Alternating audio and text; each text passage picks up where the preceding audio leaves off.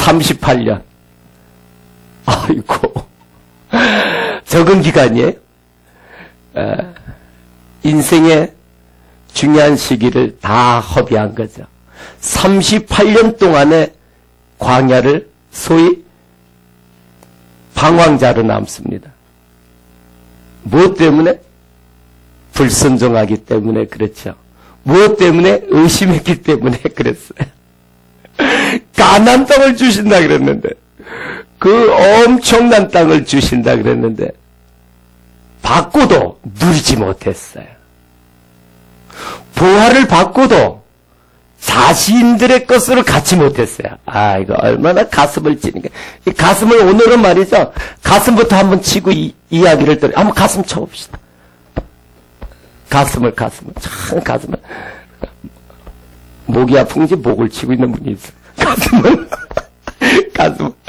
너무 안타까운 이야기를 오늘 지금 같이 나누는 거예요. 38년 동안 주신 보화를 받지도 못하고 누리지도 못하고 그냥 죽어가는 수많은 사람들, 너무나 안타까운 이야기입니다. 자, 그 앞에 봅시다. 왜 그랬는가? 보면은 신명기 1장 나와 있어요. 신명기 1장. 신명기 1장에서, 자, 신명기 1장 그 얘기를 하기 전에 한번 제가 지도를 한번 다시 그려볼게요. 익숙하실 거예요. 이제 많이 그려가지고. 그래서 위에 있는 호수가 뭐죠? 갈릴리 호수고 여기에 염해입니다. 소금바다 염해. 원래 사해바다라 그러지 않았습니다. 그때는. 염해, 소금바다 또는 아라바해 이렇게 이야기했어요. 왜? 이 지역이 아라바 지역이에요. 이 낮은 지역을 아라바 지역이라는 그럽니다. 그래서 아라바해 이렇게 이야기했던 겁니다. 이게 염해죠. 자, 여기서 근데 여기 요즘에 가데스 바냐가 있는 거예요. 가데스 바냐. 그러니까 이쪽에서부터 올라온 거죠, 이제.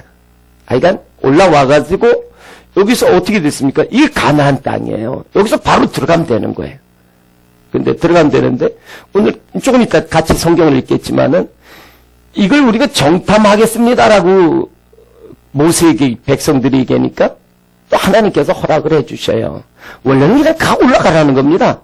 그러면은 적들이 있어도 싸워서 이길 수 있도록 힘 주시겠다는 거예요. 준 거예요. 그냥 누리라는 거예요. 그런데 올라가서 한번 물건을 한번 보고 갔겠습니다. 그렇게 한 거야. 여기서부터 쭉 정탐을 해요. 이게 헤브론이 되는데 정탐을 올라가고요. 헤브론. 또 여기서 보면은 이 갈릴리 호수 위에 가면은 하마더우의 르홉이라는 데가 있어요. 여기까지 올라갑니다. 그러니까 중요한 지역은 다 본 거죠. 다 본 거예요. 이쪽에 보면은 이제 나중에 포도 열매도 이제 가져오는 데가 헤브론인데. 근데 갔다 오고 나서 큰일 났습니다. 이거 우리 못 올라갑니다. 적들이 엄청납니다. 여기서 어떻게 해요? 38년 얘기 38년. 38년. 그리고 오늘 제목으로 나왔던 게 세렛 시내를 건너라요. 무슨 시내? 세렛 시내를 건너. 세렛 시내는 어디 있냐 그러면은 오른쪽에 있어요. 염해 오른쪽에 올라가기 전에 있는 첫 시내가 여기 세렛 시내입니다. 세렛 시내. 그래서 여기서 이제 올라가면 모여가지고요. 어떻게 하는 거예요? 넘어가면 되는 거예요. 이제 넘어가면 요단강 건너가서 이제 가나안 땅에 가기 전 최종 직결지입니다. 최종 직결지. 근데 결국 어떻게 된 겁니까? 올라가는 도중에 행군 도중에 다 낙오해버린 거예요. 이 군대 갔다 오신 분들 알아요. 최종 직결지까지 모여가지고 거기서 이제 정비해가지고 공격 앞으로 하는 거예요. 근데 올라가지도 못하고 여기서 38년 동안 백성들의 대다수가 다 죽죠. 다 죽는 거예요. 여기서 이 거리가 130km예요. 130km면은 100km로 달려도 1시간 한 20분? 걸어서도 일주일은 가는 거리예요. 근데 이 거리를 어떻게 38년 동안에 38년 동안에. 그래서 안타까움의 이야기입니다, 오늘. 근데 이제 일어나 가라.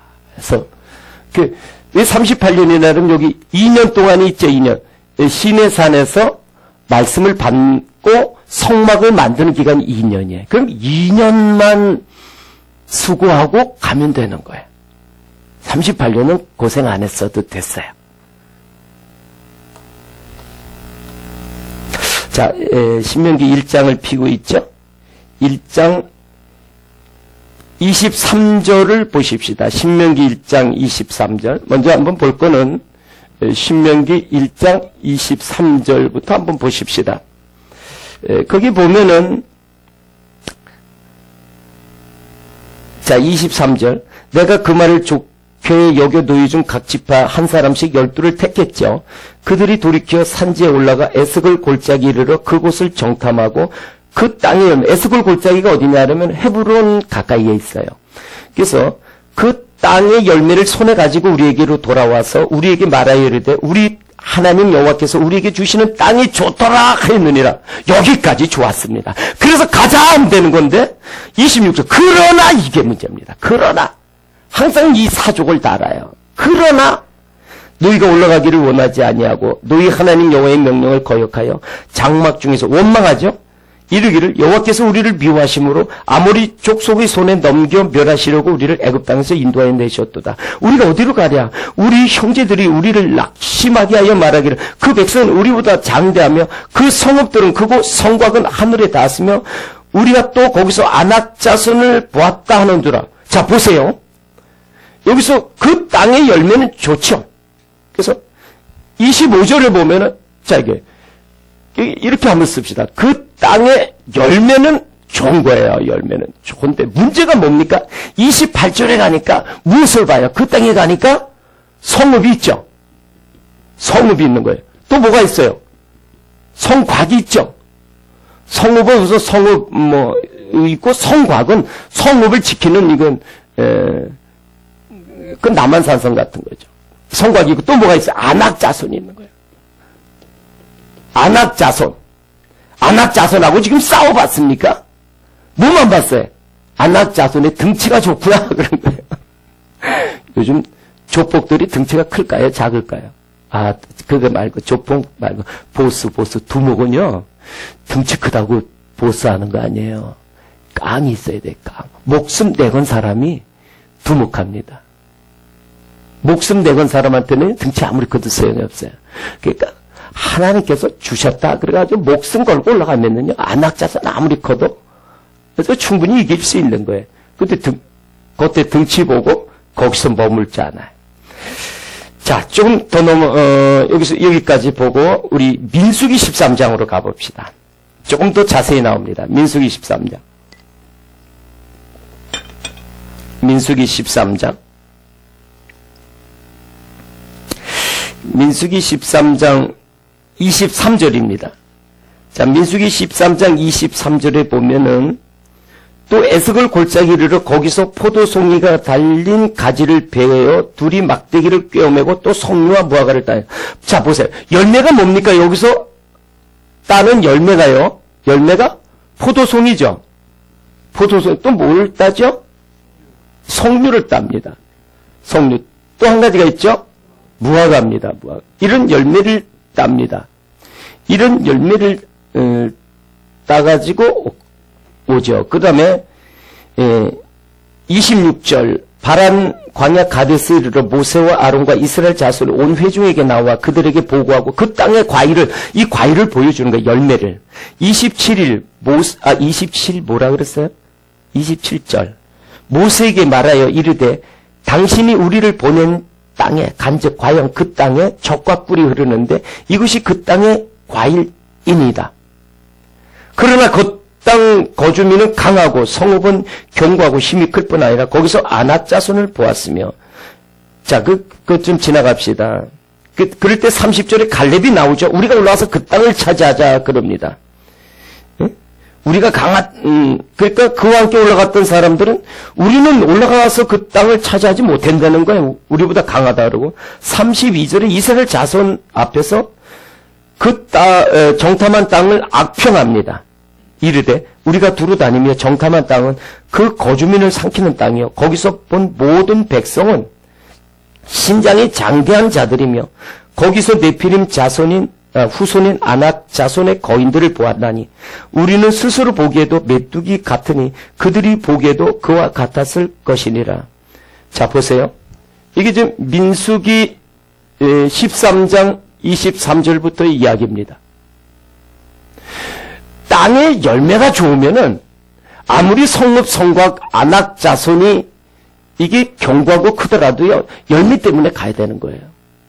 지금 그들은 만나만 먹었잖아요. 정말 열매를 먹어보지 못했지 않습니까? 과일 먹고 싶을 거 아니에요. 이 열매. 그러니까 그 열매가 목적이잖아요. 지금 풍족하게 누리는 게 목적이거든요. 열매를 주고 싶어 하시는 거예요. 그 땅에서 나는 열매. 포도송이가 또 얼마나 컸습니까? 포도송이. 둘이서 메고 왔다. 이런 포도가 지금 있을까 싶네. 근데, 이건 땅이 기름지니까. 여러 송이를 다 메고 왔겠죠. 그 다음에 석류. 제가 이제 석류 하나 들고 왔어요. 석류 탐스럽잖아요. 이런 석류, 정말 먹고 싶잖아요. 40년간 못 먹었습니다. 40년간. 그 석류, 이 열매가 있는데, 또 무화과가 있는데, 이런 엄청난 것들이 있는데, 그들은 성읍, 성곽, 아낙 자손 때문에 포기하는 거예요. 이 본질이 있는데, 이게 목표거든요. 열매가 목표인데, 환경이 어렵다고 포기하는 거예요. 더구나 거기에서 메뚜기라 그럽니다. 자신들이 메뚜기. 메뚜기는 뭡니까? 파란 것들을 갉아먹어요. 파란색들은 뭡니까? 소망입니다. 희망입니다. 미래입니다. 근데 이 파란 것들을 다 갉아먹으면은 보십시오. 곡식에 파란 것들을 다 갉아먹으면 소망이 없는 거예요. 그러니까 남아있는 것들은 뭡니까? 염려, 근심만 남죠. 두려움이 있죠. 이건 좌절감이 들어간 거예요. 이게 메뚜기예요. 우리가 메뚜기다라고 이야기하는 그 순간에 이런 소망이, 믿음이 전부 다 없어져 버린 거예요. 이 메뚜기 의식이에요. 메뚜기 의식. 우리는 할 수 없어. 우리는 할 수 없어. 가나안 땅을 탈취할 수 없어. 겉으로 본 거예요. 성읍도 사이즈만 본 거예요. 성곽 높이만 본 거예요. 겉에서. 안악자손 덩치만 본 거예요. 본질을 봤으면은, 열매를 봤다면은, 어려운 난관을 뚫고 가야죠. 아무리 과정상에 힘들더라도 목적이 분명하다면은 가야죠. 이 도중에 포기해버린 거예요. 안타깝죠. 자, 그러면은 보세요. 이게 포도송이, 석류, 무화과, 이 열매가 현상적으로 눈에 보이는, 그러니까 성경 속에서의 이 문자 그대로는 어려운 거 없습니다. 그러나 이게 본질적인 뜻이 무엇인가를 우리는 알아야 됩니다. 여기서 이야기하시고자 하는 열매가 무엇인가를 알아야 돼요. 이걸 알기 위해서는 요한복음 15장의 뜻이 나와 있습니다. 이 열매의 뜻이 무엇인가? 요한복음 15장 봅시다.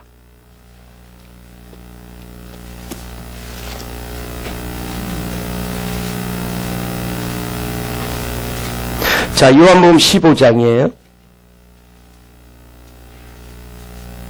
요한복음 15장에 보시면 1절에 나는 포도나무여 내 아버지는 농부라 그럽니다. 예수님이 말씀하시는 겁니다.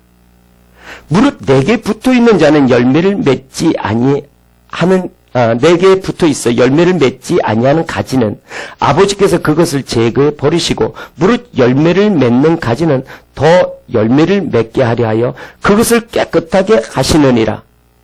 너희는 내가 일러준 말로 이미 깨끗하여졌으니 내 안에 거하라. 나도 너희 안에 거하리라. 자, 보세요. 열매를 맺기 위해서 내 안에 거하라고 계속 이야기하십니다. 그러니까 이것은 무슨 뜻입니까? 열매는, 이 열매는 주님으로부터, 그러니까 주님으로부터 제가 이렇게 표현을 써봅니다. 산출, 생산되는, 나오는, 그게 주님으로부터 이렇게 나오는 산출되는 열매입니다. 이게 본질이에요. 이건 현상을 이야기하는 거고요. 그의 영적인 뜻은, 그러니까 본질은 주님으로부터 산출되는 열매예요. 주님이 누굽니까? 생명이시죠. 예수님이 생명이세요. 누굽니까? 주님이 진리시죠. 그러니까 진리로부터 생명으로부터 얻어지는 열매입니다. 자, 보세요. 여기 있는 열매가 어디서부터 나옵니까? 그 땅에서부터 나옵니다. 그럼 땅에서부터 나오는 열매란 말이죠. 그런데 그 땅이 뭡니까? 민수기 13장에서 아까 읽었던 거에 보면 젖과 꿀이 흐르는 땅입니다. 젖과 꿀이 흐르는 땅에서부터 나오는 열매. 보세요. 땅이 기름지면은요, 좋은 열매가 맺는 거예요. 즉, 그 땅이 어떤 땅이냐면, 가나안 땅은 젖과 꿀이 흐르는 땅입니다. 자, 그것 역시, 여러분 제가 현상과 본질에 대해서 자꾸 표현을 하는데, 현상은 드러난 눈에 보이는 겁니다. 그러나 본질은 그 안에 있는 더 중요한 핵심입니다. 다른 표현으로 이야기하면 이걸 비유라고 이야기해요. 그래서 성경은 비유로 돼 있는 거예요. 다른 표현으로 이야기하면 현상은 그림자입니다. 본질은 실제예요.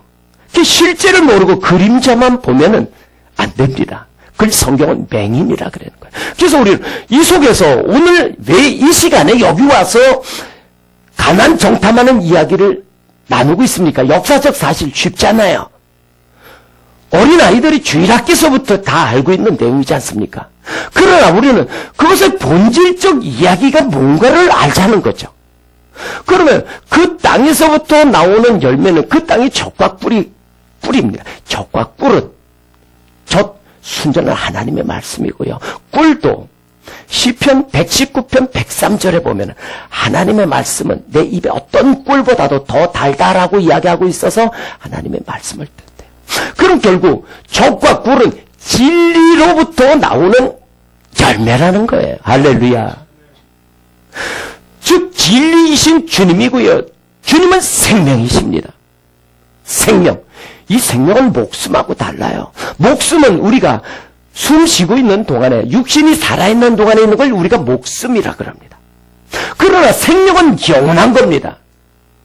이건 주님에게서부터 나오는 거예요. 그래서 주님이 내가 생명이라 그러잖아요. 그 생명을 어떻게 얻을 수 있습니까? 내 목숨을, 자기 목숨을 십자가에 버리면 생명을 주시겠다는 거예요.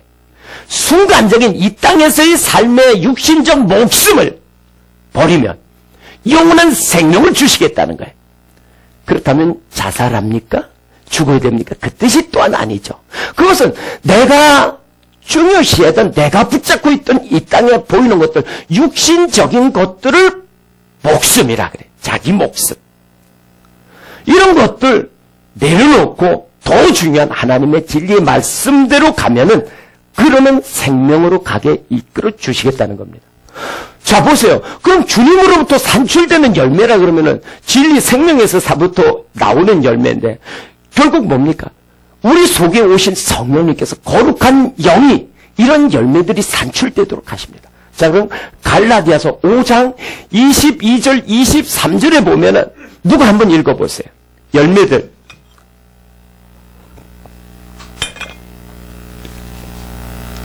어떤 열매예요? 오직 성령의 열매는 사랑과 희락과 화평과 오래 참음과 자비와 양선과 충성과 온유와 절제는 이 같은 것을 금지할 것이 없습니다. 사랑과 희락과 화평, 오래 참음과 자비와 양성과 충성과 온유와 절제죠. 이 성령의 열매들이 결국 밖에 있는 열매를 통하여 안에 있는 열매를 말씀하시는 거예요. 밖에 아무리 삶에 풍족한 열매를 맺고 있어도 안에 열매 없으면 이거는 불행한 겁니다. 본질적으로 안에 있는 열매가 풍성하면은요, 밖에 있는 열매 부족해도 괜찮아요. 살만합니다. 행복합니다. 이런 사람에게 하나님은 밖에 것 더 부어주시겠다는 거예요. 할렐루야. 사랑이요. 사랑이 없이 어떻게 우리가 살아갈 수 있습니까? 희락, 기쁨 없이 삶이 아니죠. 화평, 평강입니다. 마음에 늘 염려, 근심, 파도 치면은요, 그게 또 삶이 얼마나 힘듭니까? 참을 수 있는 것, 자비, 양선, 충성, 온유, 적절하게 절제하는 것, 이 아름다운 열매들입니다. 그래서 이런 열매를 주시겠다는 거예요. 그런데 이런 열매가 어디서 주님을 내 안에 모시고 내 밭이 점점 옥토밭 되어 갈 때 이런 열매를 얻는 거예요. 그런데 여기를 가지 않습니다. 성읍과 성곽과 안악자손이 엄청나다고 안 가는 것처럼 어떻게 안 갑니까? 내게 시간이 없어 하면 안 갑니다. 그 시간 아까운데, 그 시간 뭐 한다? 내 취미 활동인데요. 그 시간 친구 만난대요. 그 시간 쉬겠대요. 지금 눕고 테레비 보고 이렇게 쉬고 싶다는 거죠. 이 시간 때문에 그 시간이 내 시간인데 내 시간을 뺏기는 시간 같은 거예요. 이 엄청난 주겠다는 시간으로 본질적인 열매를 탈취하기 위한 곳으로 안 갑니다. 뭐 때문에? 돈 때문에 안 갑니다. 돈 손해본데 교회가 왜 헌금 얘기하지? 헌금 내들 이거 내 거를 손해보는 것 같으니까 안 가는 거예요.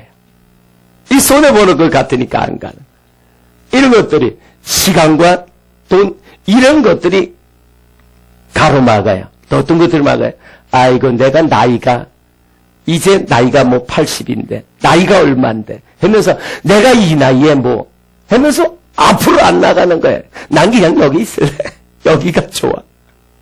나이가 얼만데. 그러니까 미패배식을 갖자요. 나는 안 돼. 그것도 건강이 안 좋은 사람이 있어. 아이고, 난 건강이 안 따라줘. 난 또 어떤 머리가 안 따라준대, 머리가 안 따라준대요. 이해할 수 없대, 내가, 배운 게 적어서 그래요. 이런 것들이요, 끊임없이 붙잡아 매는 거예요. 발목을 잡아요. 이런 엄청난 가나안 땅의 열매를 주시겠다는데, 이 발목을 잡아요. 시간 때문에, 이거 난 주일 한번 가면 좋게. 내가 어떻게 말씀은 예배는 드려도 내가 언제 나 기도할 시간 없어.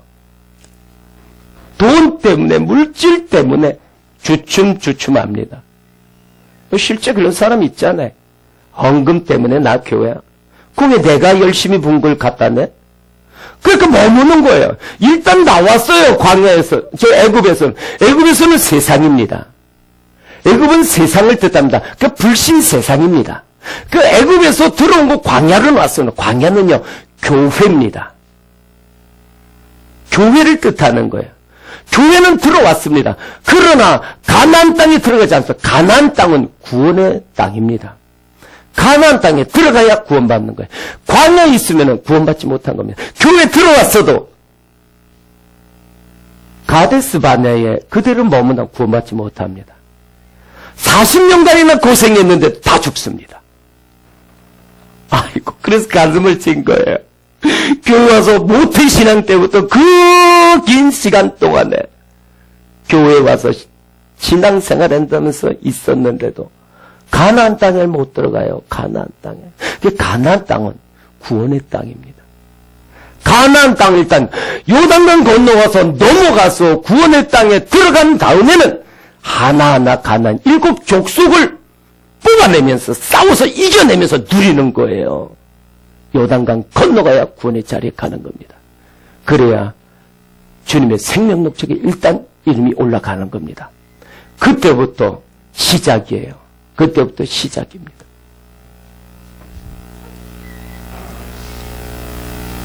자, 그러면은 여기서 이제 쭉 하나 더 우리가 짚고 보고 싶은 게 있습니다.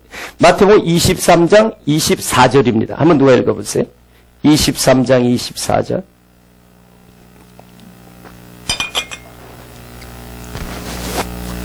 마태복음 23장 24절.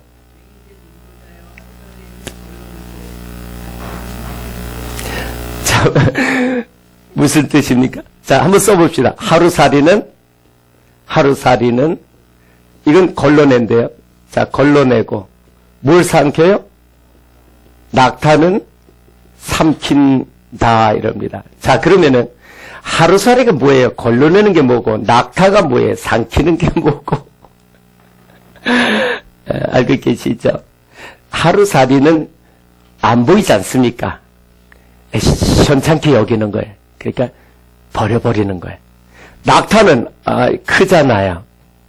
뭐, 얻는 게 많이 있잖아요. 낙타 가죽도 있고, 털도 있고, 고기도 있고. 그러니까, 낙타는 취하는 거예요. 낙타는 취해. 지금 보십시오.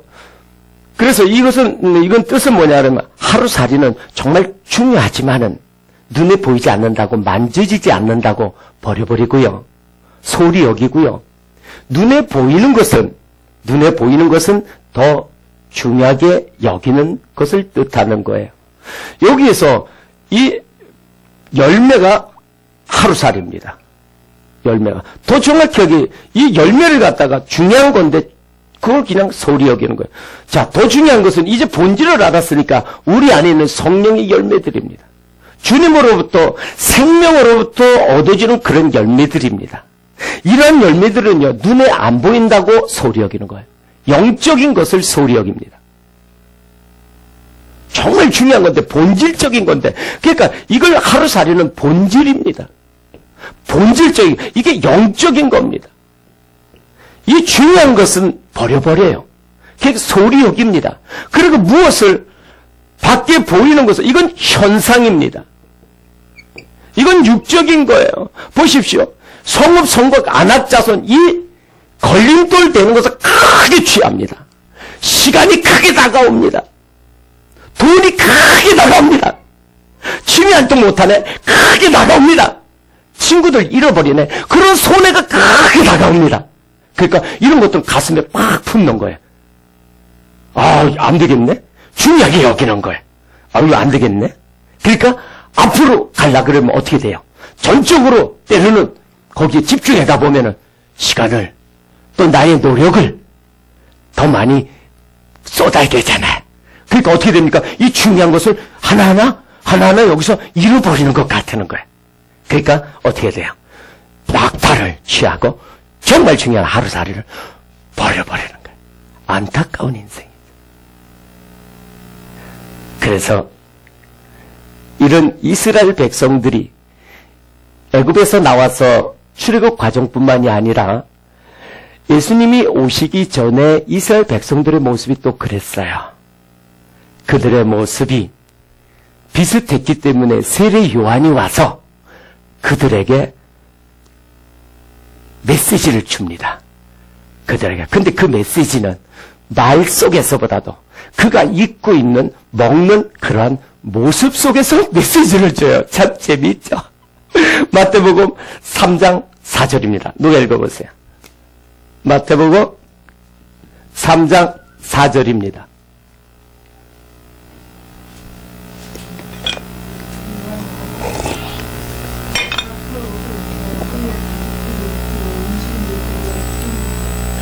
나왔죠?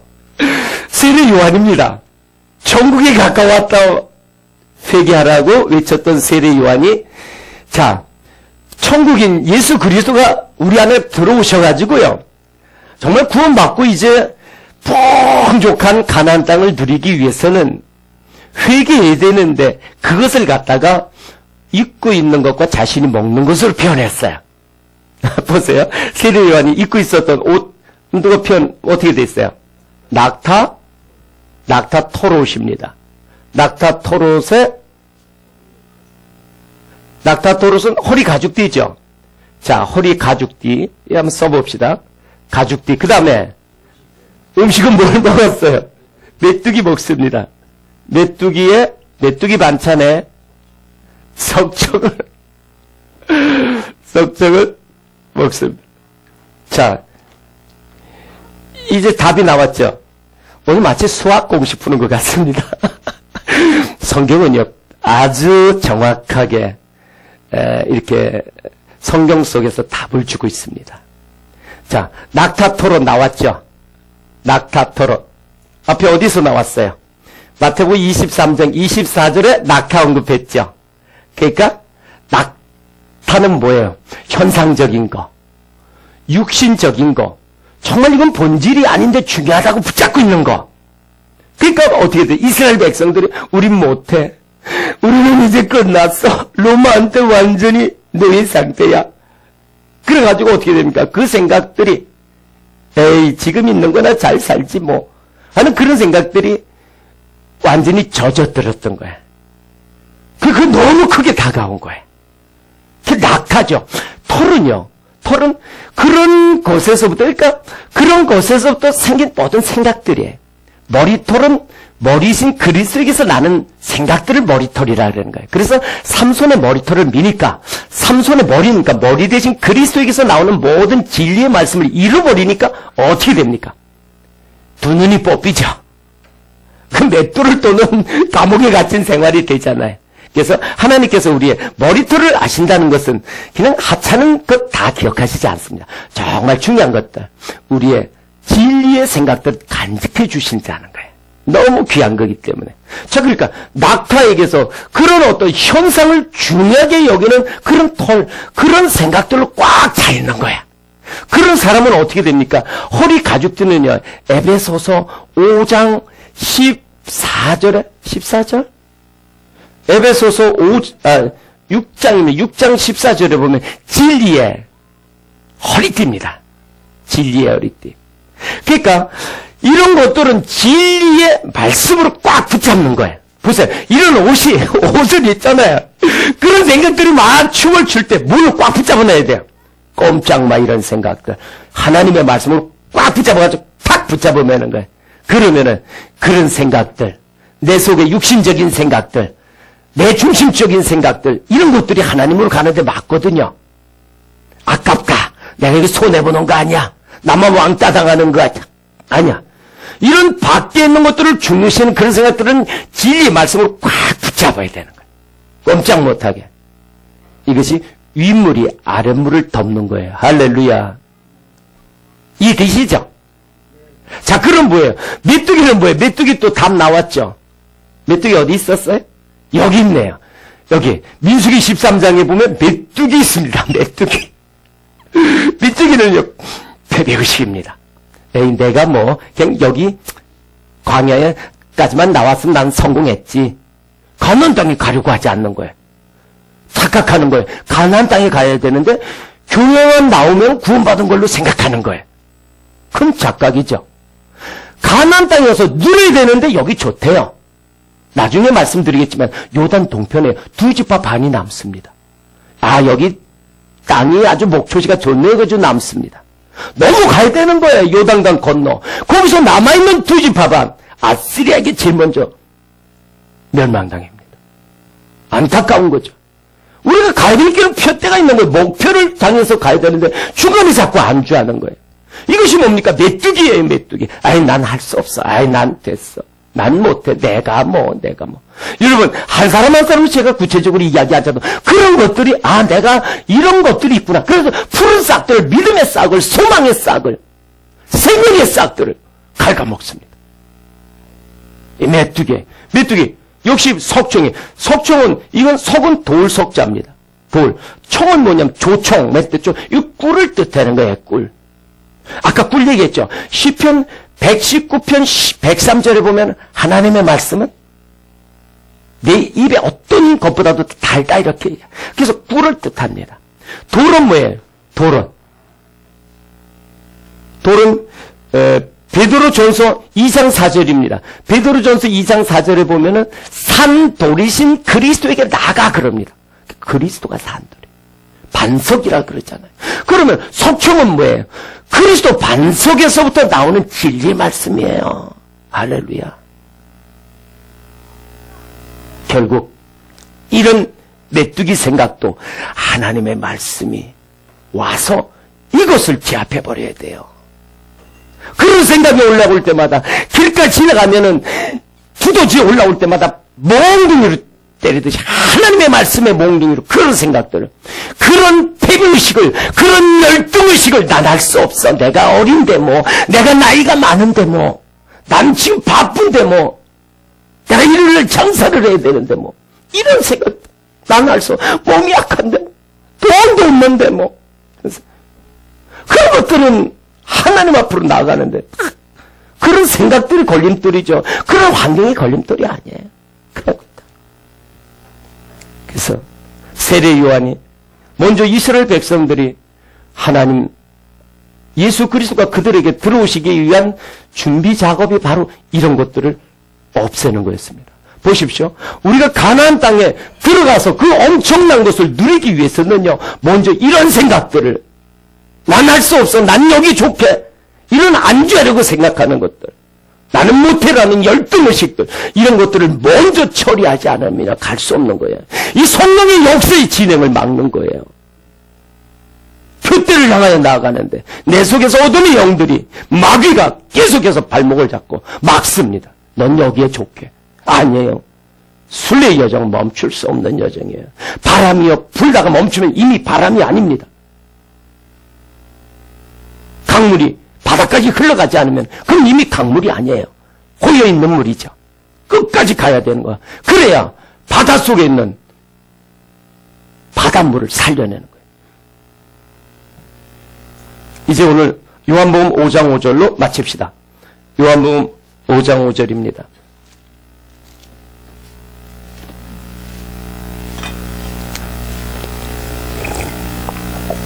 자, 요한복음 5장 5절에 보면은요, 몇 년 된 병자가 있습니까?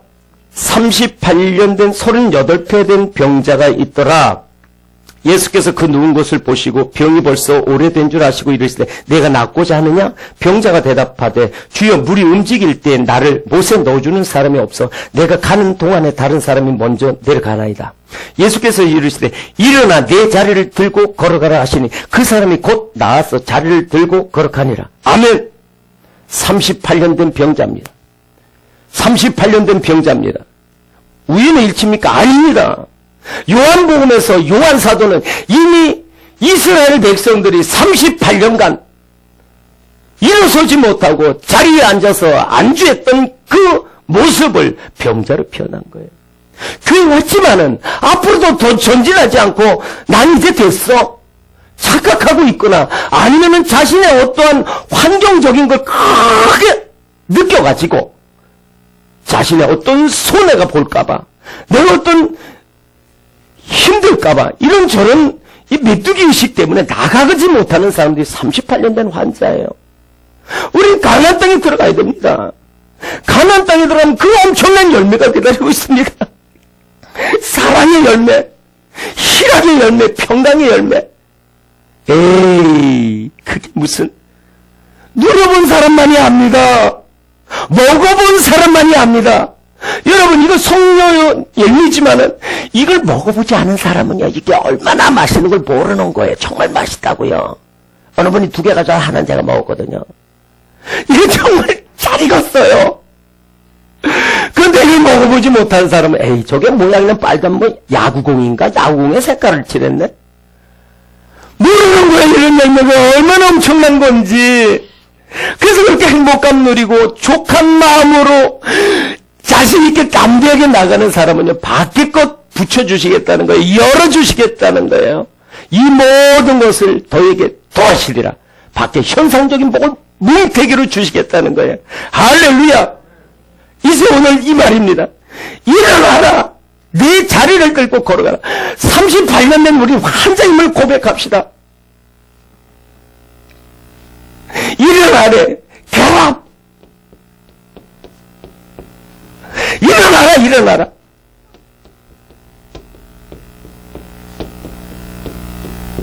피크업 your mat. 너의 매트를 쥐고 피크업. 너의 자리를 들고. 이런 메뚜기 의식, 이런 낙타 터릇을 붙잡고 있는 이런 생각들을 피크업 your mat.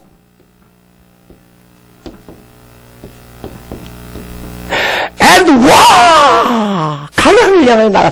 할렐루야! 할렐루야!